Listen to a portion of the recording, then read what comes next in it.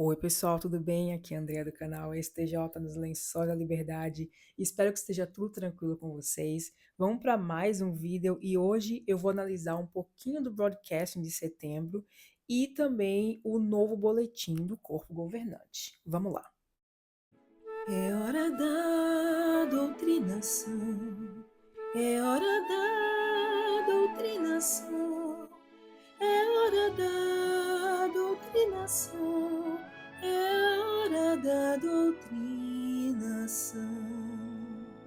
Antes da gente começar, já sabe, se inscreve no canal, deixa o like no vídeo, compartilha esse vídeo com outras pessoas, para ajudar outras pessoas, para ajudar esse canal também.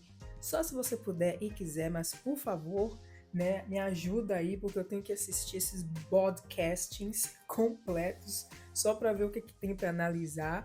Mas enfim, gente, é brincadeira, tá? É só se você puder e quiser mesmo. Vamos para análise, vamos ver o que é que o corpo governante aprontou dessa vez.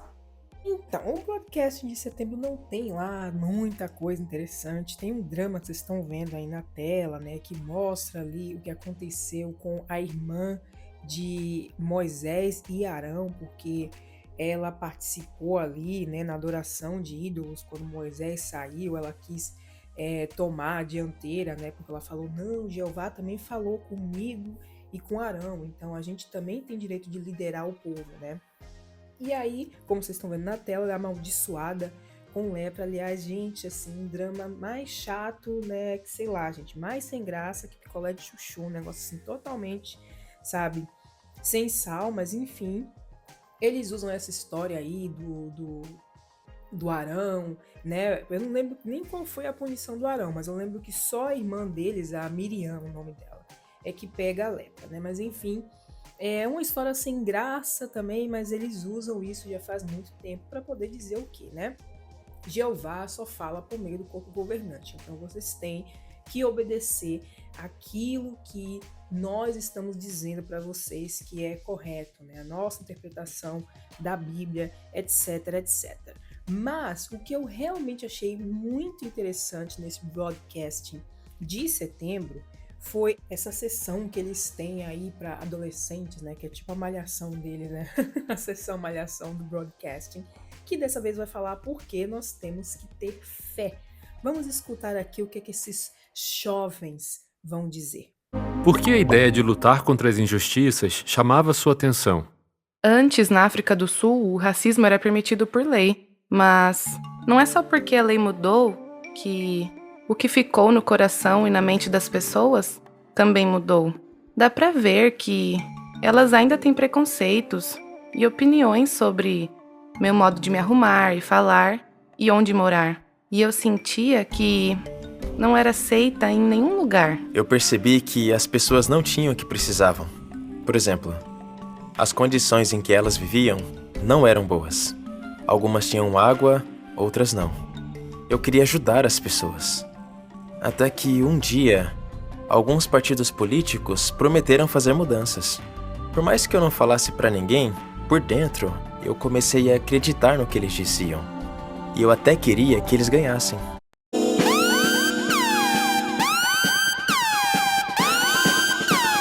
Os protestos têm muito poder sobre nós. É tudo tão envolvente. Pessoas de diferentes raças, culturas, homens e mulheres. Todo mundo junto, lutando pela igualdade. Nossa, né, gente? Que coisa horrível, né? Pessoas diferentes lutando por igualdade. Que coisa bizarra, né? Assim, eu realmente me pergunto como é que eles aprovam esse tipo de propaganda, porque qual é o problema disso, tá? Mas tem mais ainda vai ter uma coisa que ela vai dizer mais lá na frente que socorro, mas vamos lá, vamos continuar. E eu queria ajudar e fazer parte disso. Que mudanças você percebeu na sua forma de pensar? Por causa da pandemia da Covid-19, eu acabei passando muito tempo dentro de casa. Eu fazia outras coisas, mas também assistia a TV. E comecei a reparar nas coisas que eu costumava ver na pregação. Por exemplo, o modo como as mulheres, as crianças, os idosos e os imigrantes eram tratados aqui. E eu queria fazer alguma coisa. Na minha escola teve um protesto, e como testemunha de Jeová, eu sabia que eu não ia poder participar. E isso me deixou um pouco frustrada. Eu me senti mal por não me envolver. Parecia que eu não tava nem aí, e não queria ajudar em nada. Eu não queria que ninguém pensasse isso de mim. Meus pais perceberam que eu comecei a focar demais nessas coisas. Às vezes, eu me perguntava por que as pessoas eram tratadas assim. Meus pais fizeram de tudo para me ajudar. Eles usaram episódios do broadcast que falavam sobre esse assunto e conversavam sobre isso no estudo em família. O Congresso de 2019, O Amor Nunca Acaba, foi meu congresso favorito. O discurso que falou do amor que acredita em todas as coisas foi o que mais me marcou. Amar os irmãos significa sempre acreditar que eles querem o melhor para mim e uns para os outros. Eu percebi que eu precisava parar de pensar de forma negativa e crítica. Pois é, minha gente, muito interessante isso aqui, né? Então não pode ter pensamento crítico para estar nessa organização. Então a gente observa aí que ela disse claramente, né? Obviamente que ela coloca aí negativo e crítico junto para parecer que é a mesma coisa, só que não, gente. Ter o pensamento crítico, ter um senso crítico é o que trouxe a humanidade até onde está aqui hoje. E eu acho interessante como eles sempre colocam essas coisas de que não adianta você lutar por justiça social, não adianta você lutar por nada disso, porque o mundo continua do jeito que tá. Mas as mudanças que a gente teve até agora foi porque houve pessoas, né, que estavam ali lutando para que as coisas mudassem, para que as coisas não permanecessem da mesma forma.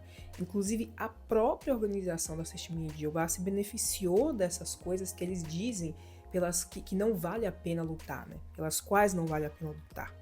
Porque, por exemplo, na própria África do Sul, existiu ali o regime do apartheid, né? Ou seja, pessoas negras e brancas eram separadas, e a organização, né, que é a organização verdadeira, enfim, que deveria, então, né, se opor a isso, né, não vamos concordar com essa lei, nós vamos congregar todos juntos, como inclusive pessoas do mundo fizeram, tá, gente? Só para vocês terem uma ideia aqui, essa pessoa aí da foto é a Ella Fitzgerald. Ela é uma das maiores cantoras de todos os tempos, tá? Cantora de jazz, assim, maravilhosa. Ela tem um álbum com o Louis Armstrong, o cara que canta lá What a Wonderful World. Enfim, né? Ela é maravilhosa. E essa foto aí, ela na cadeia, porque ela tocou para uma audiência mista, né? De pessoas brancas e negras, lá nos Estados Unidos, que também teve regime de apartheid.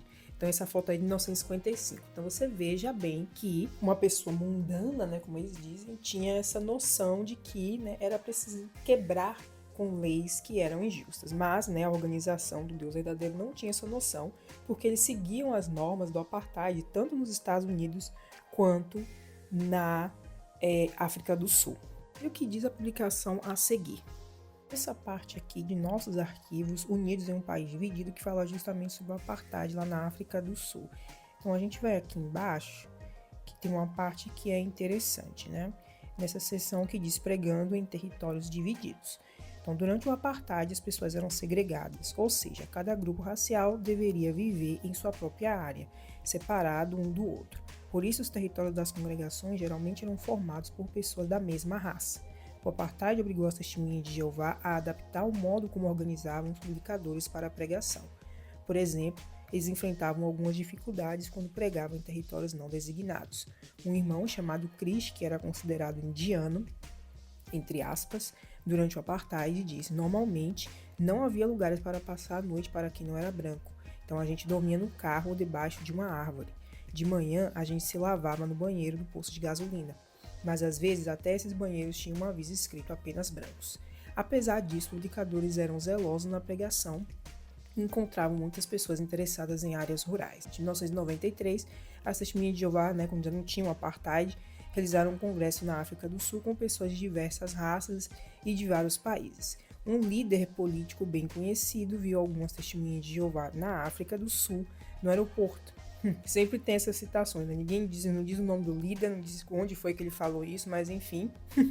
E segundo eles, esse líder falou: se fôssemos unidos como vocês, nós já teríamos resolvido nossos problemas há muito tempo. Porque não há problema nenhum, né, no salão do reino.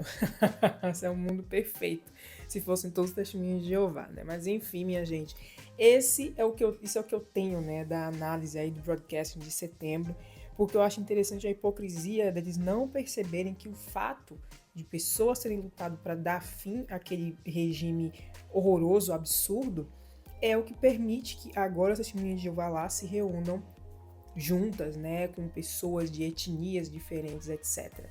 Então é isso, né? Imagina se as pessoas fossem pensar como as testemunhas de Jeová, onde é que o mundo ia estar? Ah não, o fim vai vir, então a gente não precisa fazer nada, vamos ficar aqui só parados, sentados, esperando, entendeu? Não é assim que a coisa funciona. O mundo só avança porque existem pessoas que estão dispostas a lutar ou estudar ou avançar com a humanidade. E é muito triste ver pessoas jovens, né, dizendo isso daí, que simplesmente elas não querem, sabe, se envolver em nada. Não estou dizendo que todo mundo tem que se envolver em política, ou que todo mundo tem que, sabe, se envolver. Se você não quer, tudo bem, é um direito de cada um. Mas o negócio é que você simplesmente desincentivar pessoas jovens a buscar melhorias, né? Não só nesse aspecto que eles proíbem também de fazer faculdade e tal. Então, isso é um absurdo, né? Porque você castra a humanidade também do potencial dessas pessoas. Veja essas experiências. Hannelore é uma pioneira de 84 anos na Áustria. Por causa de sua saúde, ela não consegue pregar por muito tempo de casa em casa. Então ela decidiu oferecer estudos bíblicos para aquelas pessoas que já tinham dado atenção para ela antes. Ela decidiu visitar 6 pessoas. E ela ficou muito feliz de mostrar como funciona o estudo para todas elas. O resultado? Todas as 6 começaram a estudar a Bíblia com ela.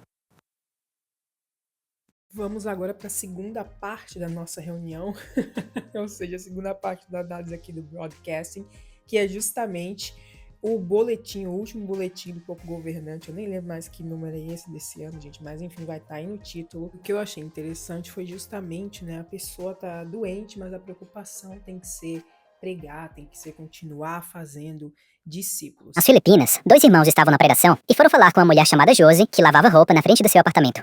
Já que ela estava muito ocupada, ela pediu para os irmãos irem falar com o filho adulto dela e com seu sobrinho. Os irmãos logo ofereceram um estudo bíblico e começaram ali mesmo a estudar com o filho dela e com o sobrinho. Enquanto estavam demonstrando o estudo bíblico, a sobrinha da Josie também se juntou na conversa. E quando os irmãos ofereceram um estudo, ela aceitou na hora. Como 3 pessoas da família já estavam conversando com os irmãos, a própria Josie ficou curiosa e quis se juntar à conversa também. Por fim, ela aceitou um estudo bíblico. Mas, antes que os 2 irmãos terminassem de demonstrar o estudo, uma 5ª pessoa da família, a filha da Josie, se aproximou e perguntou do que eles estavam falando. Os irmãos aproveitaram essa oportunidade, ofereceram um estudo para ela e ela aceitou sem pensar 2 vezes. No total, 5 pessoas da mesma família aceitaram um estudo que foi oferecido de modo direto para eles. Fica claro que Jeová está abençoando nossos esforços de oferecer estudos nessa campanha. É mesmo, é? E agora uma breve atualização jurídica. Em 17 de setembro de 2024, os 17 juízes da Grande Câmara da Corte Europeia dos Direitos Humanos votaram a favor da irmã Rosa Muia, que na Espanha recebeu transfusões de sangue contra a vontade dela. Apesar dela ter deixado sua posição bem clara de forma escrita e oral, um juiz na Espanha permitiu que os médicos aplicassem sangue nela. E aqui temos uma das doutrinas mais mortais, né, mais terríveis das testemunhas de Jeová, que é a questão deles recusarem transfusões de sangue. E eles vão mostrar o caso dessa irmã que ela tinha recusado, mas ainda assim o juiz ordenou que ela recebesse a transfusão, né? Ou seja, o juiz salvou a vida dela, mas enfim, é uma questão complicada, né? Porque é a vontade da pessoa, mas é uma coisa bastante triste, né? Porque várias testemunhas de Jeová já perderam a vida, a gente não sabe nem medir quantas, né, já faleceram por causa dessa restrição com as transfusões de sangue, mas são muitas, né? Eles têm até tinha até a famosa Despertai, né, com os mártires na capa, porque eles acabam virando mártires, né? Essa irmã aí não morreu, mas o exemplo dela vai ser usado ainda assim. A Grande Câmara concluiu que eles violaram o direito dela e confirmou que os pacientes têm todo o direito de escolher o próprio tratamento médico. O que torna essa decisão ainda mais importante é que ela foi tomada pela Grande Câmara da Corte Europeia dos Direitos Humanos. corte do mundo de Satanás, porque o mundo de Satanás é um lugar horrível, de acordo com as testemunhas de Jeová, só há injustiça, só há coisas ruins, mas é interessante, né, essas leis, voltando ainda naquele assunto, né, deles falarem para os jovens não se envolverem em política, etc., essas leis que existem também vieram da evolução social que é feita, né, que as evoluções que foram feitas através da história por pessoas que queriam melhorar as coisas. E é por isso que agora, por exemplo, eles têm a opção de ir lá e reclamar o que aconteceu com essa irmã, né? Mas é interessante que o mundo de Satanás serve para eles, é conveniente para eles em alguns casos como esse daí, que decidiu a favor deles. Mas eles não mostram, né? Claro, não vão mostrar os casos em que a corte é contra eles. Aí é porque estão sendo usados pelo diabo. Quando eles ganham é porque não estão, né? É a lógica deles. A Grande Câmara só se envolve em decisões que vão afetar muitos países. Assim, essa decisão obriga 46 países da Europa a respeitarem as escolhas do paciente sobre tratamento de saúde. Somos gratos à Grande Câmara por essa decisão, mas principalmente a Jeová por essa vitória jurídica que vai garantir que as escolhas de tratamento médico de todos os nossos irmãos na Europa sejam respeitadas. Essa decisão nos lembra de como é importante conversar com nosso médico sobre nossas escolhas de tratamento e de colocá-las por escrito, assim como fez a nossa fiel irmã. Que merda, hein? Que merda, hein, gente? Que merda, hein, gente? Na Tanzânia, uma irmã chamada Elizabeth começou 4 estudos bíblicos nos primeiros dias da campanha. Um deles era com uma mulher que tinha uma cafeteria em frente ao Salão do Reino. Elizabeth sempre passava lá para comprar chá e outras coisas. Daí Elizabeth decidiu oferecer um estudo. Elas viram o vídeo Bem-vinda ao seu curso da Bíblia e a mulher amou. Ela disse, vamos começar agora. Ela até chamou sua filha e sua sobrinha para acompanharem o estudo. E Elizabeth ficou muito feliz quando aquela mulher assistiu a uma reunião. Quando Elizabeth perguntou o que ela achou, a mulher disse, é isso que eu amo nas testemunhas de Jeová. Elas estudam a Bíblia. Quando eu vou em outras igrejas, eles só cantam e pregam, mas não estudam a Bíblia. Falou a pessoa que faz parte de uma organização que é... a gente é assim, né? Tem que dar risada disso. Mas eles colocam a Bíblia e as publicações dele no mesmo nível, né? As Sentinelas, as Despertais, os livros, etc. Eles colocam no mesmo patamar da Bíblia e tá falando que outras igrejas fazem isso. Que outras igrejas não usam a Bíblia.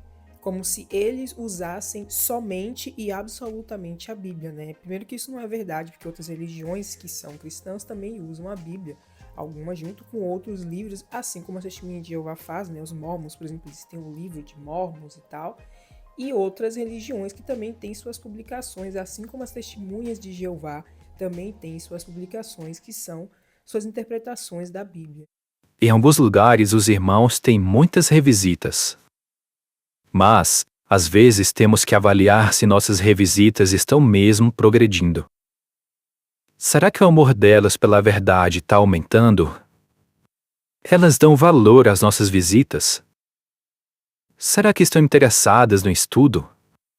Se a resposta for não, podemos estar golpeando o ar. Talvez seja melhor usar nosso tempo com outra pessoa. Aquelas revisitas vão ter outra chance de ouvir a verdade quando os irmãos voltarem no território. É claro que precisamos de paciência, equilíbrio e discernimento. Mas queremos usar nosso tempo da melhor forma. Do mesmo modo, podemos nos perguntar, será que meus estudantes estão mesmo progredindo? Ore sobre esse assunto e pense nessas perguntas. Será que eles estão aceitando as verdades da Bíblia? Ou seja, será que eles estão se adequando às normas da organização? Estão começando a aplicar o que aprendem e a fazer mudanças? Será que eles estão adequando a vida deles, a forma de pensar, a forma de vestir, a forma de encarar o mundo, as ideias, né, as normas também da organização?